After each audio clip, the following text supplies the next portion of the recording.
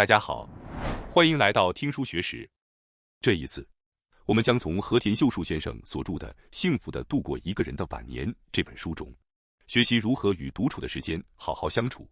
以及如何幸福地度过晚年。今天视频的内容包括以下5个部分：第一，明明害怕孤独，却又想一个人待着；第二，自己选择的独处是属于自己的自由时间；第三，感到寂寞的时候，就换一个地方；第四，试着放下事到如今的想法；第五，遇见另一个自己。首先是第一部分，明明害怕孤独，却又想一个人待着。有时候，我们会在公园的向阳处，或者街道上的长椅上，看到一位独自坐着的老年女性。她可能静静地看着来来往往的行人，也可能沐浴在温暖的阳光下，舒服地闭着眼睛。明明一个人孤零零地坐在那里，却不知为什么，并不会让人觉得他很寂寞。相反，他看起来更像是在不受任何人打扰的情况下，悠闲地享受着属于自己的时间。看到这样的身影，不禁会让我们思考，孤独究竟是什么呢？我们一方面害怕一个人，另一方面却又会偶尔想要独处，不想顾虑任何人的感受，只想按照自己的方式生活，也想暂时远离那些令人疲惫繁琐的人际关系。我们有时候就是会这样想，和家人朋友一起度过的时间当然很重要，可是如果总是在迁就别人，我们有时反而会渐渐分不清自己真正的想法。明明自己想休息，却还是勉强自己出门；明明不太想去，却又无法拒绝别人的邀请。为了不让对方不高兴，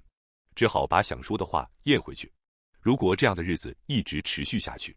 那么想要一个人静一静，放松一下，也就再正常不过了。也就是说，我们一边不希望自己陷入孤独，一边又渴望拥有属于自己的独处时间。这两种心情看起来似乎互相矛盾，但其实他们都是非常自然的感受。随着年龄增长，我们一个人度过的时间可能会越来越多，但如果只是对此感到害怕，那么就连现在拥有的时间也会被不安所占据。真正重要的，并不是一直想方设法避免一个人，而是要慢慢发现，原来一个人的时间也可以拥有平静而温暖的快乐。从现在开始，一点一点增加这样的体验，让自己慢慢产生一种感觉，一个人好像也没有那么糟糕。接下来是第二部分，自己选择的独处是属于自己的自由时间。这里有一点非常重要，我们需要把痛苦的孤立和自己主动选择的独处区分开来。因为被别人拒绝、被排斥，或者在自己并不愿意的情况下被迫一个人，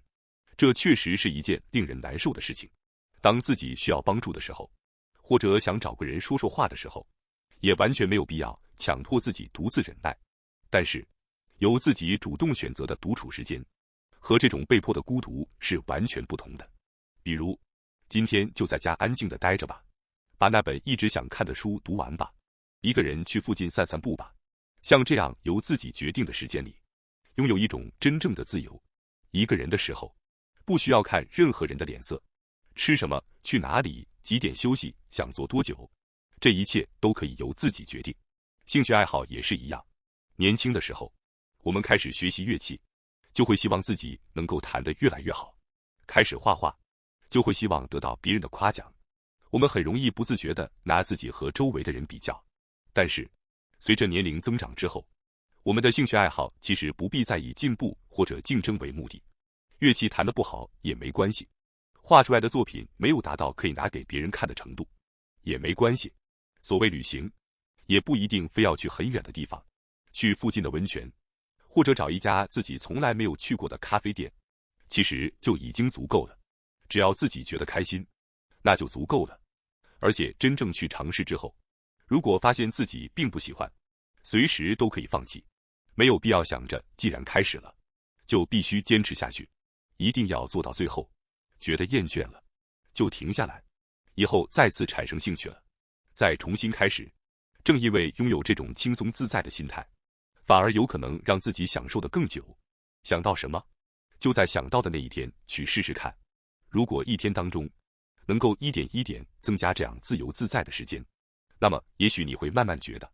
一个人的生活也没有那么糟糕，变老其实也没有那么可怕。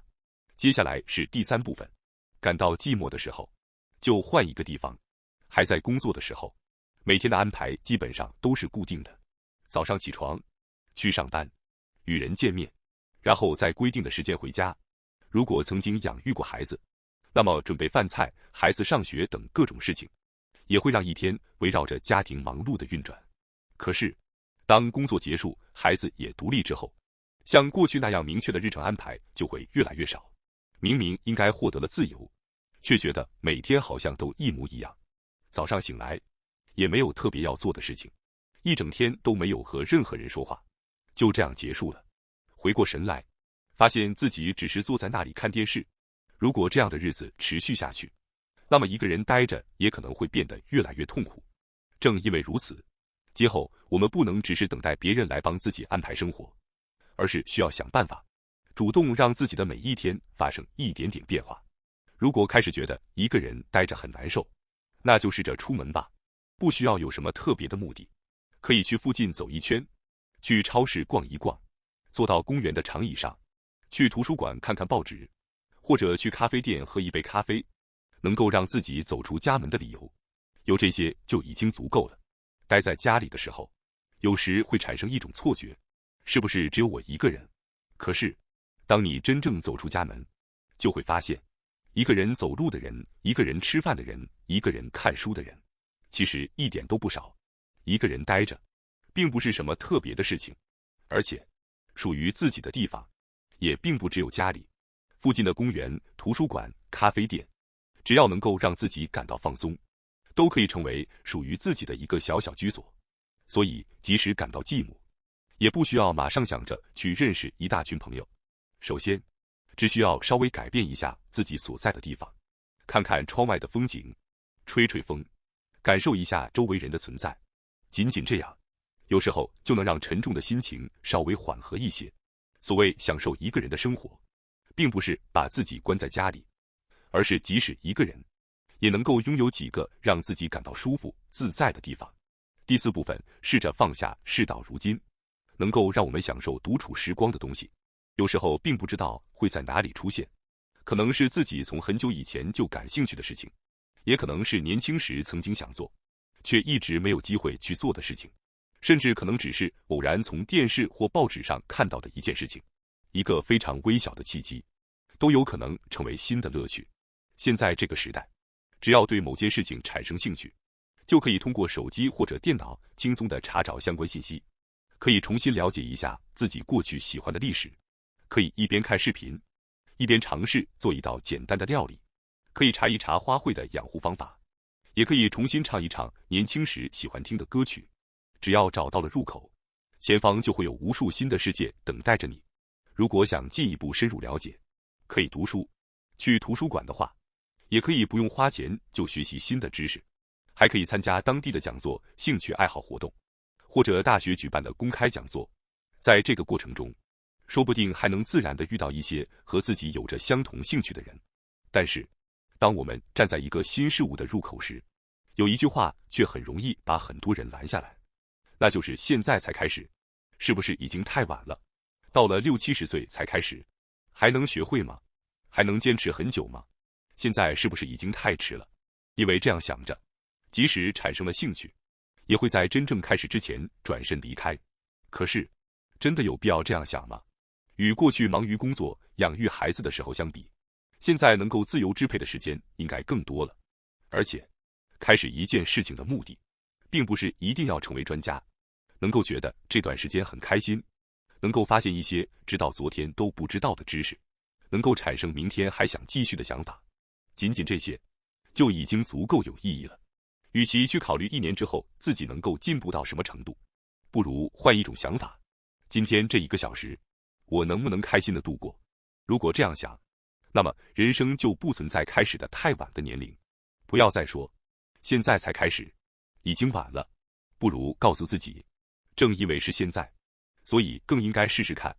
你觉得怎么样呢？最后是第5部分，遇见另一个自己。我们活得越久，有时候反而越容易给自己下一个固定的定义。我不擅长与人交往，我不喜欢新鲜事物，我没有什么兴趣爱好。到了这个年纪，再改变穿衣风格也没有意义了。我都这么大年纪了，还折腾什么呢？我们会慢慢把这些话变成对自己的判断，最后甚至会认定我就是这样的人。可是，仔细想一想，真的一定是这样吗？也许，我们所认识的自己，只是过去人生中的一部分。年轻的时候，我们努力工作，是职场中的自己；结婚以后，我们成为妻子或者丈夫，有了孩子，又成为父母。为了家庭，我们承担责任，照顾家人，处理各种琐碎的事情。我们习惯了扮演一个又一个角色，却很少有时间真正问自己一句：除了这些角色之外，我到底还是什么样的人？所以，当人生走到后半程，当孩子逐渐长大，当工作慢慢告一段落，当生活终于不再需要我们时时刻刻为别人操心时，也许正是我们重新认识自己的机会。这个时候，不妨做一些过去不会做的事情，比如尝试选择一件平时绝对不会穿的颜色，穿上以后，也许你会发现，原来自己换一种风格，心情真的会不一样。原本以为自己不擅长做饭，却偶然做了一道简单的料理，发现准备食材、慢慢烹饪的过程其实很有趣。以前只是喜欢听音乐，后来却突然产生了一个念头，我自己也想唱唱看，于是开始学唱歌，甚至加入一个兴趣小组，又或者只是一个人走一条以前从来没有走过的路，没有特别的目的，只是慢慢散步。走着走着，却发现了一家从来不知道的小店，看到了街边以前没有注意过的风景。这些事情看起来都很小，却可能让我们产生一种非常奇妙的感觉。原来，我还有这样的一面。那一瞬间，会有一点新鲜，也会有一点惊喜。我们可能突然发现，原来自己并没有想象中那么无趣。原来自己其实也可以喜欢新的东西。原来到了这个年纪，我们依然能够产生新的兴趣，依然能够因为一件小事而感到开心。所以，一个人的时间，并不只是用来忍受寂寞的时间，它也可以是一个重新发现自己的时间，是一个与过去不知道的另一个自己相遇的时间。也许年轻的时候，我们一直在满足别人的期待，而到了人生后半程，我们终于可以慢慢听见自己的声音。即使到了70岁，才第一次遇见一个全新的自己，也绝对不算晚。人生真正可惜的，并不是年纪大了，而是还没有尝试，就先对自己说已经太晚了。其实，人生什么时候开始都不晚。喜欢花就开始种花，喜欢音乐就听音乐、唱歌，对某个地方感兴趣，就去看看像学习一样新的东西，就从最简单的地方开始。不要因为这个年纪应该做什么而限制自己，也不要因为别人怎么看，就放弃自己真正想做的事情。恰恰是因为过去的人生中，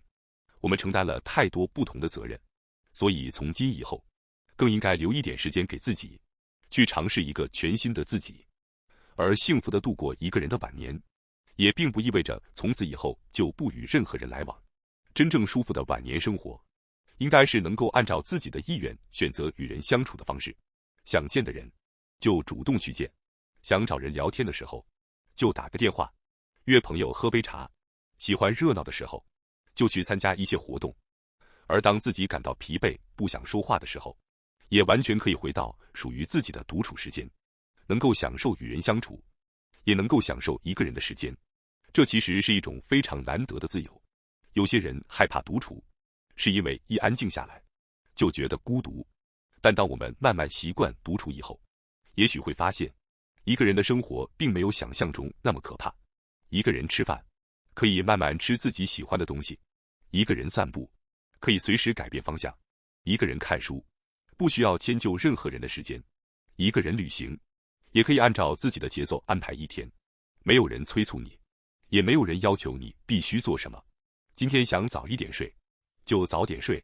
明天想睡到自然醒，也没有关系。这种按照自己的喜好安排生活的感觉，也许就是走过漫长人生之后，我们终于能够拥有的一份珍贵自由。当然，独处并不是拒绝别人。一个真正幸福的晚年，不是把自己关起来，而是既能够与别人建立连接，也能够安静地与自己相处。感到寂寞的时候，就试着走出家门；有了兴趣，就去尝试；遇到喜欢的人，就珍惜这段关系。而当自己想一个人安静的时候，也不要因为害怕孤独而勉强自己。慢慢的，我们会发现，所谓一个人的晚年，并不是没有人陪伴，而是即使暂时没有人在身边，也依然能够让自己过得充实而快乐。更重要的是，当我们开始接受独处以后，生活的选择权也会一点一点回到自己手中，不再被别人催促，不再为了迎合别人而勉强自己，也不再因为年龄而轻易放弃想做的事情。哪怕只是每天认真吃一顿饭，晒晒太阳，散散步，听几首喜欢的歌，或者和一个喜欢的人聊上半个小时，只要自己能够感受到满足，那就是属于自己的幸福。其实，人生到了后半程，最重要的事情也许已经不是还能得到多少，而是还能不能按照自己的方式生活，能够照顾好自己的身体，保持一点兴趣，能够拥有几个愿意说话的人，能够在需要的时候享受热闹，在疲惫的时候安静独处，更能够不断认识那个过去没有机会认识的自己。这样的生活未必轰轰烈烈，却可以非常踏实，也非常幸福。所以请不要因为年龄而给自己设限。70岁可以开始新的兴趣，80岁也可以改变生活方式，哪怕只是从今天开始，给自己一点新的尝试，也可能打开一扇以前从未发现的门。当我们一次又一次的尝试，一点一点的熟悉独处，也一点一点的认识自己，生活就不会只剩下寂寞。相反，我们会发现，原来一个人的时间也可以如此丰富。原来人生走到最后，并不是越来越狭窄，而是可以越来越自由。而能够一个人生活，却依然把自己的每一天过得健康、自在、有兴趣、有期待，本身就是一件非常幸福的事情。这也许就是我们走过漫长人生之后，能够送给自己的最好礼物。不知道大家对今天分享的这些内容有什么感受呢？人生走到任何阶段都不算晚，只要愿意向前走一步，也许就在下一段旅程里，我们会遇见一个自己过去从来没有见过的自己。感谢大家收看今天的节目。如果你喜欢我们分享的内容，记得点赞、订阅并开启小铃铛通知，第一时间获取我们的更新。在下次的节目中，我们将继续为大家分享更多有益的书籍。再次感谢大家的支持，我们下期再见。